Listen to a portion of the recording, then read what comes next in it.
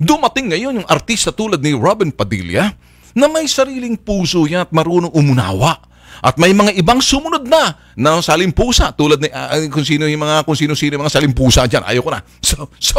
So ngayon, tinanong nito mga putok sa buhok kayo. Ba't kayo pumapasok? Ang palagay niyo, hindi namin kayang solbahin to? Ang nataas na mga pilantik ng ihi ninyo diyan sa Cotabato, mga engot naman kayo. Kasi pumunta yan kasi bilang tulong, yun ang sinasabing out of human compassion. Nagbigay sila ng 200 sacks of rice si Robin Padilla at yung ibang mga nag-donate na NGO galing Davao, binigyan ho ng kahulugan na uminit ngayon. Uminit yung ulo. Naging, tinopak si Talinyo.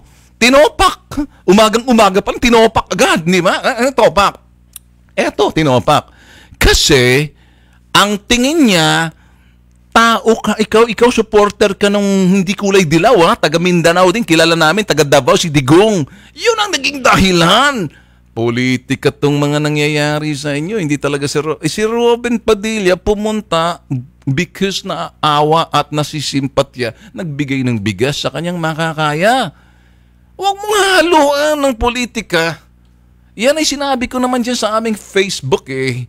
Doon ho sa mga rally nakita ho natin, pumunta rin, hindi para Maria Josep, ang problema ho rito sa mga ang yayabang eh. Akala mo magagaling, mga palpak naman. Sus Maria Josep.